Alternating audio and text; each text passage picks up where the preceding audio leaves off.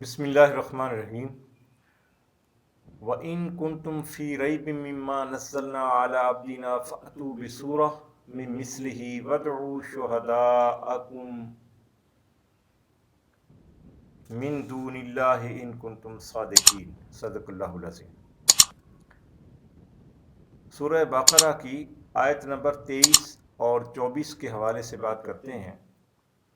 فرمایا وَإِن كُنتُمْ فِي رَيْبٍ، اور اگر تم کسی شک کے اندر ہو، مما نزلنا، جو کچھ نازل کیا ہم نے، اعلیٰ عبدنا، اپنے بندے کے اوپر، فاتو بسورہ، تو تم کو صورت بنا کر لے آؤ، من مثلہ، اس کی مثل، وادعوا شہداءکم، اور بلا لو تم اپنے مددگاروں کو، اپنے حمایتیوں کو، من دون اللہ، اللہ کے سوا جتنے بھی ہیں، جہاں بھی ہیں، جیسے بھی ہیں، ان کنتم صادقین، اگر تم اپنے دعوے کے اندر سچے ہو۔ اس طرح کی چیلنجز اللہ تعالیٰ نے ایک آیت کے حوالے سے بھی دیے ہیں، سورت کے حوالے سے بھی دیے ہیں۔ تو اس کا ذکر اللہ جل وعلا نے قرآن مجید کے مختلف مواقع پر کیا ہے۔ تو فرمایا کہ اگر تمہیں شک ہے اس قرآن کے اندر کہ یہ قرآن اللہ کا نہیں ہے، تو پھر تم کوئی سورت بنا کر لے آؤ اور دکھاؤ۔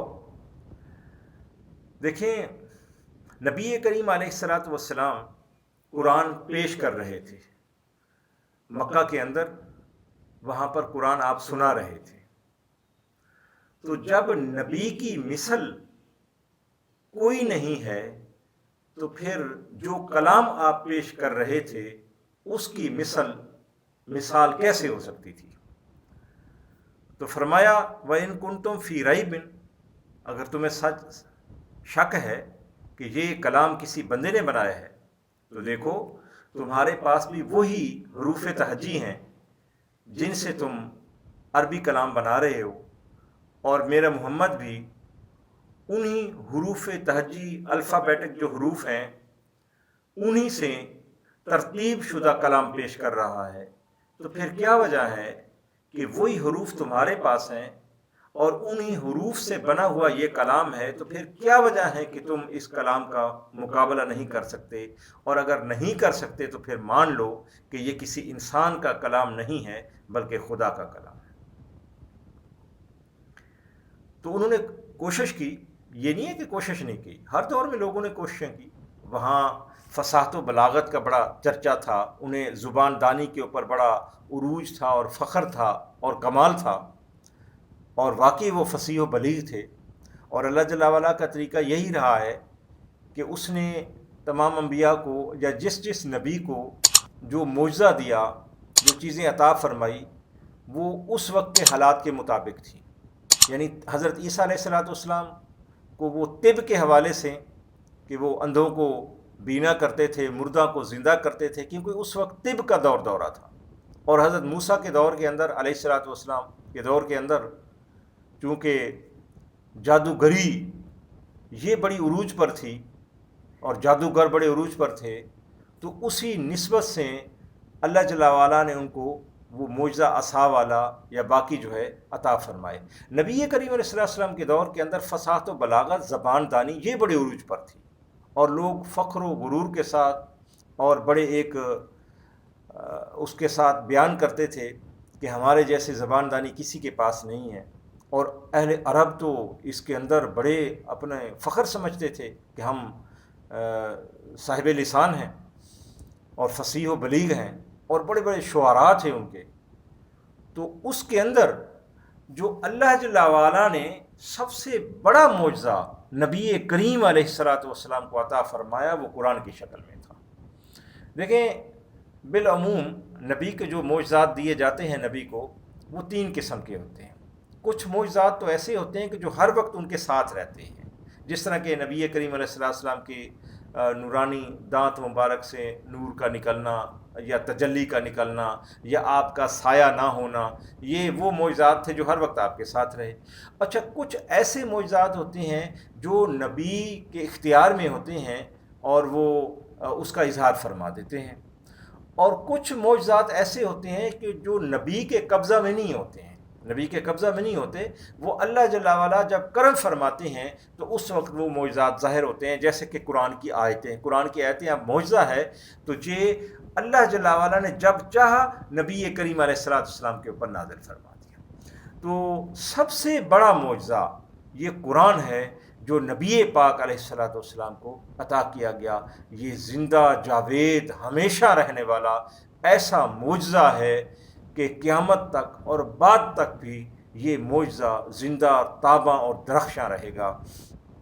اور قرآن کے حوالے سے اگر ہم بات کریں تو اس کے اوپر تو بڑی لمبی بات ہو سکتی ہے. قرآن کی فضیلت کے حوالے سے، قرآن کے معجزات کے حوالے سے. ویسے یہاں پر لفظ آئے سورتن، تو سورتن کا مطلب بھی یہی ہوتا ہے کہ جس طرح اس کے دو معنی ہیں. ایک معنی یہ ہے کہ کسی چیز کا ٹکڑا یا حصہ، تو یہ بھی قرآن کا حصہ ہوتی ہے اس لیے اس کو سورت کہتے ہیں. اور دوسرا اس کا معنی یہ بھی ہوتا ہے کہ پناہ شہر جس طرح کہتے ہیں کہ ایک شہر کی کوئی دیوار ہوتی ہے جس سے شہر جو ہے محفوظ ہوتا ہے. تو سورت کا مطلب یہ ہوتا ہے کہ اس میں ایک کمپلیٹ موضوع ہوتا ہے اور یہ ایک کمپلیٹ موضوع کو لے کر چل رہی ہوتی ہے اور اس کے اندر وہ مستور ہوتا ہے، تو اس لیے اس کو سورت بھی کہتے ہیں، نشانی بھی. تو فرمایا کہ اگر تمہیں اس چیز کا شک ہے کہ جو کچھ میرا نبی تمہیں بیان کر رہا ہے یہ اللہ کا نہیں ہے تو تم کوئی صورت بنا کر لے آؤ. انہوں نے کوششیں کی، اشعار لکھے اور سارے کے سارے ناکام ہوئے. اس وقت بھی بعد میں بھی کوئی قرآن کے مقابلے میں ایک صورت تو کیا آیت بھی نہ بنا سکا اور نہ قیامت تک بنا سکے گا. اور اس چیلنج میں اللہ تعالیٰ نے وَدْعُوا شُهَدَاءَکُم، فرمایا کہ تم جو نزدیک والے، دور والے، پہلے والے، ابھی والے، جو تمہارے حمایتی ہیں اور جن کو تم اپنا بڑا سمجھتے ہو یا بڑے شاعر سمجھتے ہو، فصحاء سمجھتے ہو، بلغاء سمجھتے ہو، ان کو بھی بلاؤ. ان کنتم صادقین، اگر تم اپنے دعوے کے اندر سچے ہو. لیکن تاریخ شاہد ہے کہ ایسا کوئی نہ کر سکا اور قرآن کی حقانیت اور من جانب اللہ ہونا اور بے نظیر اور بے مثال ہونا سب پر عیاں ہو گیا. اگلی جو آیت پاک ہے فَإِن لَّمْ تَفْعَلُوا وَلَن تَفْعَلُوا فَاتَّقُوا النَّارَ الَّتِي وَقُودُهَا النَّاسُ وَالْحِجَارَةُ أُعِدَّتْ لِلْكَافِرِينَ. یہ اسی تسلسل میں ہے، پچھلی آیت کے تسلسل میں ہے کہ تم ایسا نہیں کر سکو گے اور ہرگز نہیں کر سکتے. فَاتَّقُوا النَّارَ الَّتِي، تو پھر ایسی آگ سے ڈرو. تم ایسا نہیں کر سکو اور نہیں کر سکتے تو پھر ایسی آگ سے ڈرو جس کا ایندھن آدمی اور پتھر ہے. لیکن ہر آدمی اور ہر پتھر اس کا ایندھن نہیں ہے، عموم نہیں ہے اس کے اندر.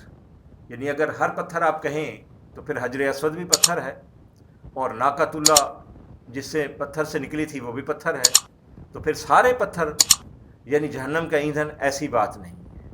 اور اسی طرح سارے انسان بھی جہنم کا ایندھن نہیں ہے. اور ایندھن اس لیے بھی کہا والحجارہ کہ بعض پتھروں کے اندر تو آگ بھڑکانے کی صلاحیت بھی ہوتی ہے نا، فاسفورس بھی ہوتا ہے، تو وہ اور زیادہ اس کو بھڑکا دیں گے. اعدت للکافرین، اور حقیقت میں جو جہنم ہے وہ کافروں کے لیے بنائی گئی ہے. حقیقت میں، اصل میں جو جہنم بنائی گئی ہے وہ کافروں کے لیے ہے. تو اہل ایمان بھی اس میں جا سکتے ہیں، اپنی سزا بھگتنے کے بعد پھر واپس نکال لیے جائیں گے. لیکن اصل اس کی بتائی گئی کہ وہ بنائی حقیقت میں کافروں کے لیے گئی ہے. اور اعدت جو ہے یہ ماضی کا صیغہ ہے، اس کا مطلب یہ ہے کہ وہ پہلے تیار ہو چکی ہے. اللہ تعالیٰ جہنم سے محفوظ فرمائے، جہنم کے عذاب سے محفوظ فرمائے. وآخر دعوانا ان الحمد للہ رب العالمین.